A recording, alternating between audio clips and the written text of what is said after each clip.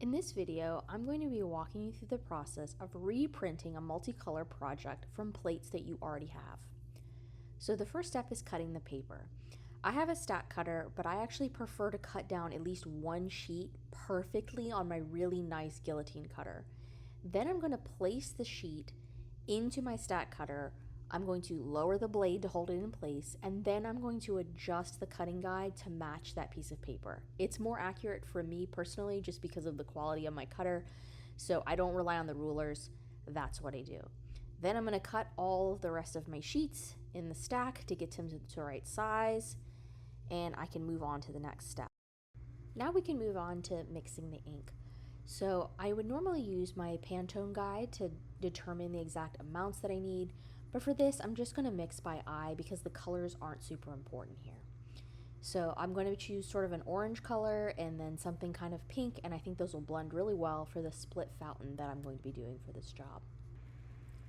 Now, as a general rule, some presses actually do have a split fountain attachment at the top. Mine does not, so you're going to be seeing how I would do an ombre print on my CMP. And it's not too complicated, but can be a little challenging the first time you do it, so I'm going to kind of walk you through step by step when we get to the press setup. You'll also notice that in this video a lot of the clips are sped up. Sometimes they're up to 2-3 times the speed that I would normally work at. I just want to make sure you're really getting to see the full process, but I don't want you to have to sit there and watch me actually mix ink for like 5 or 6 minutes, but that's what I'm doing here. So I'm using my Pantone oil-based inks, and I'm just mixing up the two colors that I want to use for this job. So while I'm finishing mixing this ink, the one thing I do want to mention is that there's one step I did not show in this. I tried to show pretty much everything I would do for this job, but I didn't show oiling the press. Every few jobs, I'm going to want to oil my press. I'm going to find every sort of little ink area, and I'm just going to use like a sewing machine oil with like the long ink spout, and I'm going to put it anywhere that metal is touching other metal. You pretty much can't over ink your press. So after this step, I would be doing that and then cleaning everything and getting it ready for print. So after oiling my press, I'm actually just going to clean off my rollers, and that's because the last prints I did were black. So I want to make sure they're really nice and clean for this job so that they don't kind of darken or muddy up the really bright colors that I'm using. There are a lot of different products that you can use to clean your press. I like to use the odorless mineral spirits that you can pick up from like Home Depot or Lowe's or anywhere like that. I find they aren't too strong of a smell. They're not as risky as, like, for example, I believe like kerosene and some of those old school things that were used to clean presses can spontaneously combust in your rag bucket. So I'm just going to use odorless mineral spirits. They don't leave a lot of residue and they work really great for cleaning the press. So now that I've finished cleaning the rollers, which doesn't take too long, I'm going to move on and clean my ink disc really quick with just a little bit of the odorless mineral spirits sprayed on a rag. This press was obviously already clean between the last job and now, but I want to make sure that there's no residue. Finally, I'm going to start putting the rollers in, and I have 3 rollers. I have a set of 2 at the top and then a rider roller at the bottom. I always use all 3 rollers, and the reason is I want them to wear evenly, and I find it actually improves the ink that lays down on the plate. It tends to be a little bit more even, and I just find it a little simpler. So I'm going to move the flywheel forward a little bit and then put the final roller on here. Once my rollers are on, all I'm going to do is wipe off any extra odorless mineral spirits or any other residue I see, and then I'm going to move on to the next step. One product I do want to mention is Easy Street, and if you are going to print white or a really light color, I like to run the press once with this product on press instead of ink, and then clean it again, and that's going to ensure you don't have any black residue before you get to your colors. And now we can move on to actually inking the press. So I'm going to take 2 different ink spatulas, and I am just going to tap them onto my inking disc, and then I'm going to roll them out with 2 different brayers. So because I don't have an actual split fountain on this that blends the ink together, I need to do it myself. So I'm going to start with one side, and I'm just going to ink the pink all the way up and then do the same with the orange on the other side. Because the rollers don't oscillate on a platen press, you have to manually create the blend effect. You'll find on a lot of other presses there's an oscillating sort of roller effect, and that will blend for you, but this is the most tedious part of doing this on a platen. So the rollers don't oscillate, but this pawl back here will actually track the inking disc forward and cause it to rotate. And if we leave that as it is, it's going to blend all of our colors into one color. So we need to tape it back.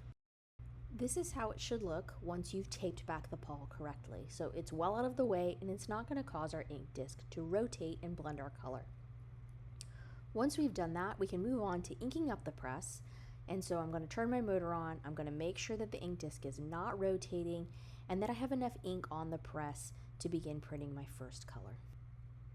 Once the press is inked up and ready to go, I'm going to turn it off and I'm going to head over and get my plates aligned. And now this is probably one of the main things I'm going to talk about in this video because it's a little bit different than how I've done in other videos. It's similar in that I'm looking through the plate here and I am going to align it with one of the prints from the previous run that was perfectly aligned.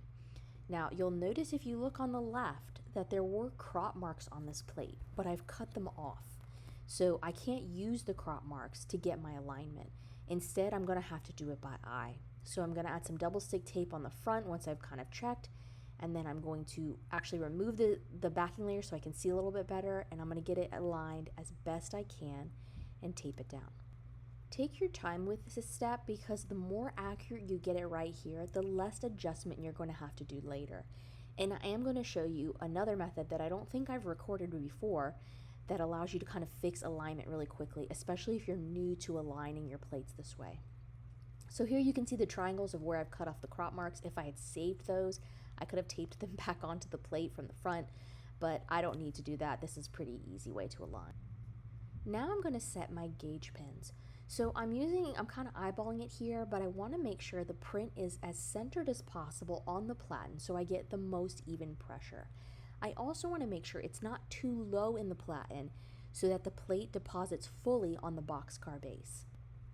I prefer to use sticky gauge pins, and these are just made with foam tape and scrap pieces of photopolymer.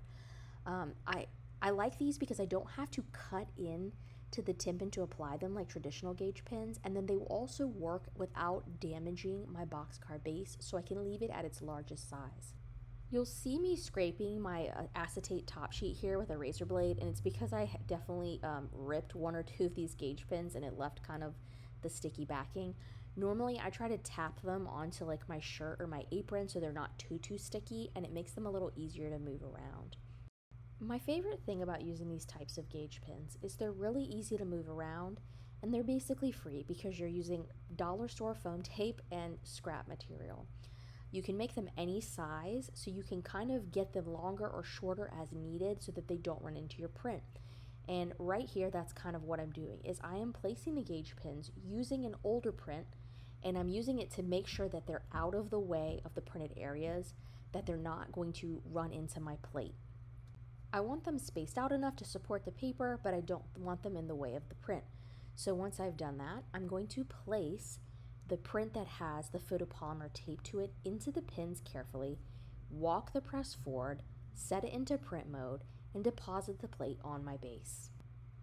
Then I'm going to gently back the press off, take it out of print mode with that handle on the left, so my trip handle there, and I'm going to gently peel back my print, making sure I don't leave the tape in the press so it gets sucked up into the rollers. From here, you would take a test print on another piece of paper, check your alignment, and then you can begin printing your first color. Now, because this is a plate I'm reusing, you'll often find as you store photopolymer plates that they begin to curl up. And if you look in the press right here, in the bottom left, you're going to see some orange that's backing onto the plate here. This is a really easy fix. I'm just going to wipe it off, and I'm going to take some artist tape or masking tape, and I'm going to tape down the edges of the plate that are curling up.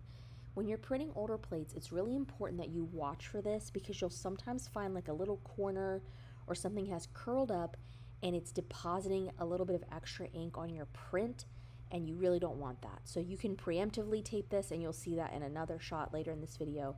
But for now, I'm just going to tape down any areas that might be slightly curling up, and then I'm going to proceed to print. Once I've got that out of the way, my main concern is going to be checking my ink coverage. And so I want to make sure that I'm getting a relatively even, nice ombre effect, that it's not too light in the middle, and that it's not too heavily inked and causing ink to squish out onto the shoulders of the plate. Once I'm happy with my ink, I can begin printing. So when I'm printing, I want to try and only ever have one hand in the press at any one time. So if you're struggling to place the sheet perfectly on the first go, leave the press in trip mode, set it into the bottom pins, and then on the next pass, move it to the left into the left pin. You can proceed to print like this until you find your ink is starting to get a little bit light.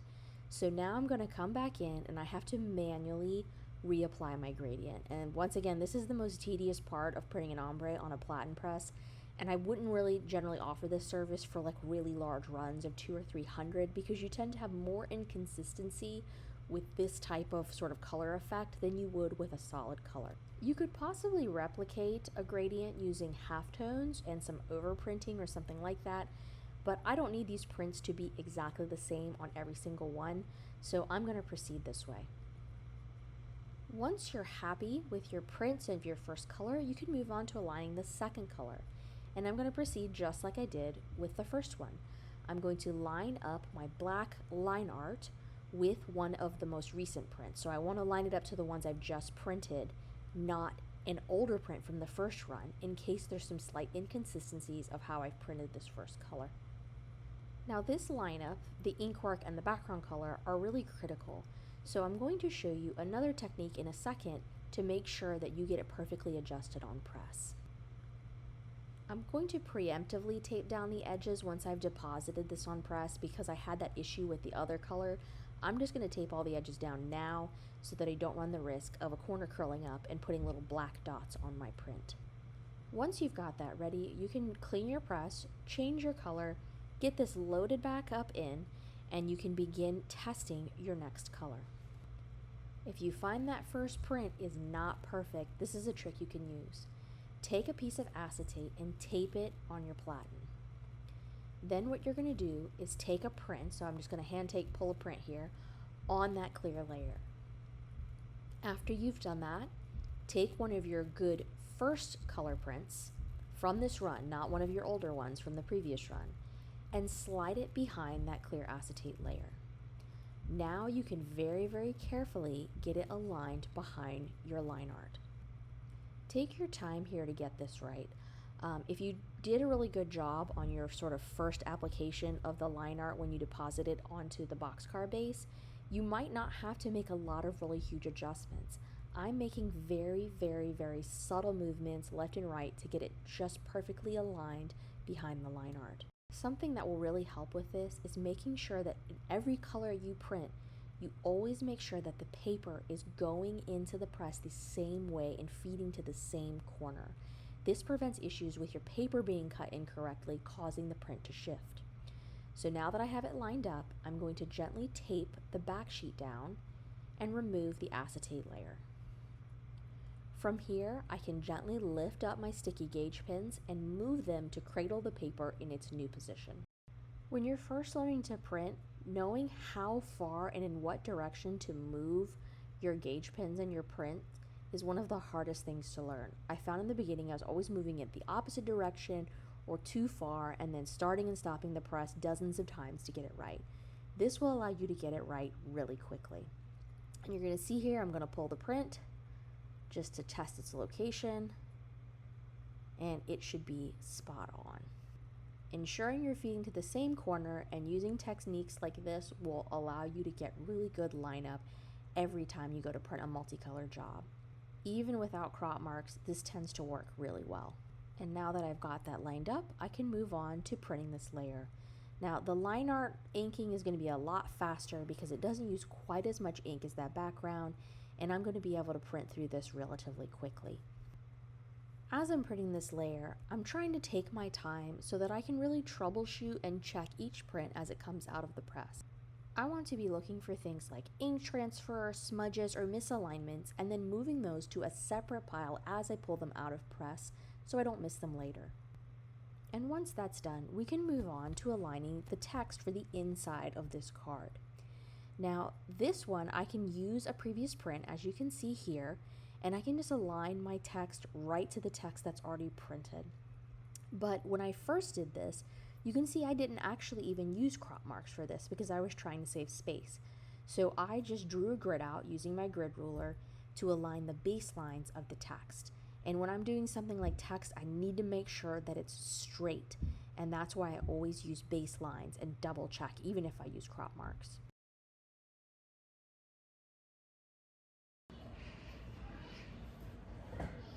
All right, so let's talk really quickly about how I actually line up my design. So there's a few different ways. When I'm printing a print for the first time, I'm always going to use crop marks in just one, either the top or the bottom. I don't need all four. And the reason I don't like to use all four is I have to use so much more plate.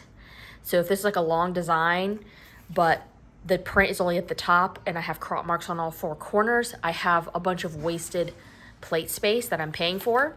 So I generally just put crop marks on the top or the bottom, depending on what the design is.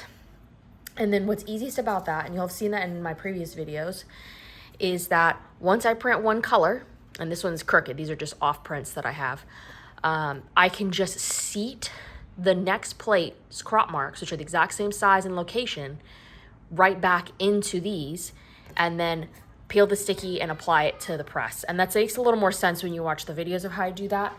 But crop marks like this are typically how I line up plates, especially when I'm printing for the first time. They show me both whether my plate is properly rotated on the final sheet size, as well as with subsequent colors, I can see where they need to be adjusted to line up. So this is my preferred method.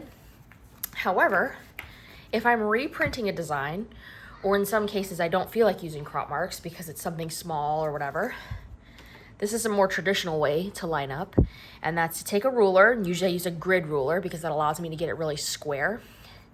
And I'll just mark where I want the baselines of the typography to be. So this is actually 2 pieces of plate. I don't like to waste all this negative space by making this one giant plate because this distance here is not super important to me. I just wanted to make it look good to the eye, so I didn't have like a mathematically necessary distance that these had to be. So instead I just took my ruler, I measured like a reasonable distance, and I set my baselines, and then I take my plates, I line them up as I'm looking through the plate, and you'll have seen that in earlier videos, and I stick them down with double stick tape, which is still here. I'll set this into my gauge pins, and then I'll just apply it to the base, peel it off, and then I can cross-check that when I actually take the first print, as you can see here. So crop marks, creating a grid or using pencil marks to create baselines. And then the other method I use, so in this case, when I was printing these cards, as you have seen through this video, I had already printed these before as a different color run. So I had already cut my crop marks off. Once I have everything aligned, I will, without taking the plate off the base, I'll just peel up the corners and take scissors and cut those off, and then just continue printing. So I don't have to fix any alignment. It's all good to go and ready to go. But in this case, I've already cut the corners off. If I still know where those corners are, I can stick them back onto the plate and tape them back on, but that's not really necessary. Instead, what I do is I take an old print and I will just do exactly what I do here. I will look through the plate, get it aligned as best I can, and then apply it to the base, and I'll make minor adjustments from there. Once I have the first color layer good to go, I can do the same thing, use that print to line up the line work and print it, or I have one other method here. This is really good for beginners. I take a piece of Mylar and I will tape it to my tympan. I will print it, and then I will take the print of the first color, second color, whatever, and I will scoot it underneath, rotating it and adjusting it until it's perfect. Now, it doesn't look perfect here, but you get the kind of idea. So making very tiny adjustments. Then I will hold this still, or I'll add 2 pieces of tape. I will peel this away, and I will apply my gauge pins like that. And then it's usually, I don't have to make almost any adjustments. It's perfect the first time. But I'm gonna put this back down again, because if I find it isn't perfect, it's slightly off, there's, let me see if I can find one with a little bit of a weird alignment. So here's the original. You can see it did have prints here. But if I find it's not perfectly straight, This is also how I like to think about when I'm adjusting my gauge pins on press. I try to imagine that the color that I'm currently printing is being projected down onto the paper, and I just have to think about moving the color underneath. Because when you're learning to do this for the first time, it's really easy to go the wrong direction, and then you take the next print and it's even more off. You want to think that you're moving your currently printed color underneath the new color that you're printing, or the new layer that you're printing. So doing it this way can sometimes help you get a better sense of how everything's aligning. Now, the reason I don't just do this every time is because without the crop marks, I can't always tell if the first color especially is correctly square or spaced to the plate. So having the crop marks prevents me from having to go back to my proof and do a bunch of measurements to make sure that this is right. Now, it's easy to get the colors aligned, but I still have to make sure it's perfectly centered and appropriately spaced on the plate. So the first time I print something, I'm always going to use crop marks. And then the next time, if I'm printing it again, I'm going to go find one of my throwaway examples, because I store these for a little while, with the right print on it and align to that. So like the final, I'm going to align to one that's already been done. Otherwise, I am going to have to measure when I do the first color to determine it's correctly centered, because obviously when you fold this, you don't want to find that you have a perfectly aligned print, but it's a ½ inch over from where it needs to be. So preferred method, crop marks.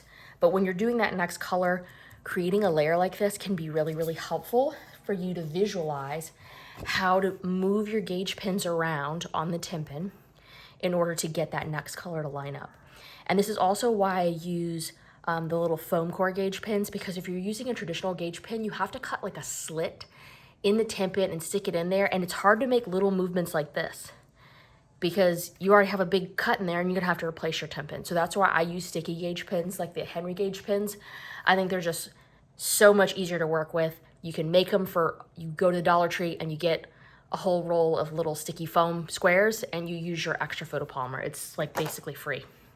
So now that we've done that, let's look at some final prints. And I'm gonna show you how to fix some small mistakes that you might find in your prints. I have some great examples of that. And then, oh, here's another little note here. So in this case, this is a 2-color digital print with, or a 2-color letterpress print with digital printing, and it works the same way. I have my printer do the digital print, cut everything to final size. I don't like to trim after I've printed. Whenever possible, I try to avoid that because you can have like your stack slip a little bit. It tends to sometimes crush the impression, and then you've done all the work, and if you mess up at the cutting, you have to redo everything. So I always try and have the cutting done earlier in the process. But you can see the same thing. So when I'm working with these, I can tell that the black layer, when I was printing this, I'm gonna have to move my pink layer, which is already printed, down to meet up with this. So these, you kind of gotta play with it, but I think that is a great way for getting stuff aligned and ending up with some really nice prints. So let's take a look at how we can salvage some prints that have mistakes. So here's some examples. So in this one, maybe a little hard to see on camera, there's a little dot of orange. And the reason that happened is this was an old photopolymer plate, as I've mentioned, and the edge of the photopolymer where I had cut it was curling up a tiny bit off the base and catching some ink and depositing it on the surface. So there's a couple different methods you can try. The first is to use an electric eraser. And for light finger smudges, this tends to work really good. So if you just transfer a tiny bit of ink and a slight smudge, these electric erasers will often take that out. I can tell this one's not gonna do that. So this is a really cheapy way to fix it. But I'm gonna take a blade and I'm gonna very gently, as flat as possible, I'm trying not to gouge the paper too much. I'm gonna gently scrape until it disappears. And then I'm actually gonna take a sanding block, and I get these in like packs of 100. These are for nails, like nail salons. And I'm gonna use the finer side and I'm gonna gently sand it away. And I know that seems crazy. That will not work on every type of paper, but it's definitely gonna work on this one. Now, to the eye, a trained professional and someone who's looking for it will often be able to see this mark, but there are times where you need to save a few extra prints, and this is a way to fix it. And I have a similar problem inside here. as well as ink smudge right here. That's a little hard to see, but I'm gonna show you. So this one is light enough and on the surface enough that the electric eraser, which is the least invasive method, is gonna take that off. You cannot see that, it's gone. It's basically sanding it away. Now this occurred, and you can see it lines up with the print. This occurred because the clear acetate layer I put on my temp pen had bubbled up a little bit. So when the press was inking, the plate was very lightly brushing against the temp pen and leaving this mark. Now this is why when you're printing, because I'm printing in this direction, I always align to the exact same corner for multiple colors, because it's always gonna make your job easier. If you don't do that, if you don't mark your corner that you're aligning your first color to and then stay with that exact corner as being the way you feed in, you run the risk of your prints shifting because your paper may not be cut perfectly. Even if it looks perfect, this much is gonna throw off your alignment. So you always wanna align to the same corner. But as I was saying, so this smudge occurred because I was not paying attention. When you're printing, I like to print really slow, let it double ink, whatever I'm doing, so that I have time when I pull this out to flip it and just keep an eye on my print. I'm looking for areas that are getting, there's some saltiness here, but that are getting too light. I'm looking for smudges on the backs of my prints. And if you don't notice this, you may ruin 20, 30 prints before you catch it on the back side. So in this case, it's a little bit of a wider area. I can start with my blade. I don't think the blade is gonna be enough to get this off. So instead, I'm actually just gonna sand it off. Now this, it's kind of wild that this works. I'm gonna make big circles. I'm gonna try and spread it out so I don't have any marks.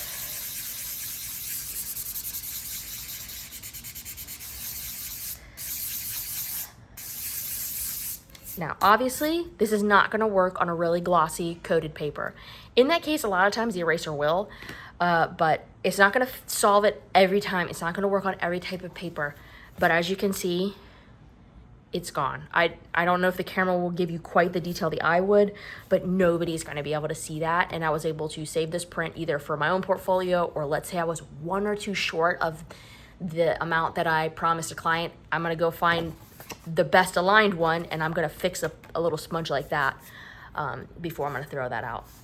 So using a blade, magic eraser, sanding block, and you're gonna use you wanna use a fine sanding block if you can, is going to help you salvage some of those damaged prints. One other thing you may run into sometimes when you're printing, pay attention to the little dots, descenders and ascenders in your type. If you're using really delicate type, sometimes over the print run, an area will get a little lighter, or it'll start missing literally just inking the dot. And that's so easy to miss if you're not really watching. And then you got 15 prints with no dot. And you have to go back.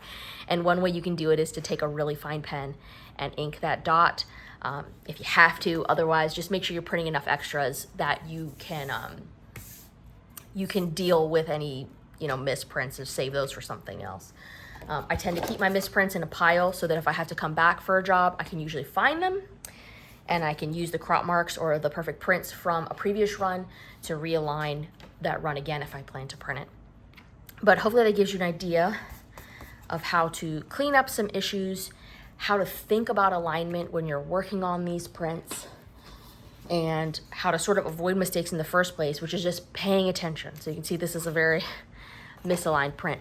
These are some old ones. So, but just making sure that you're really watching as you go.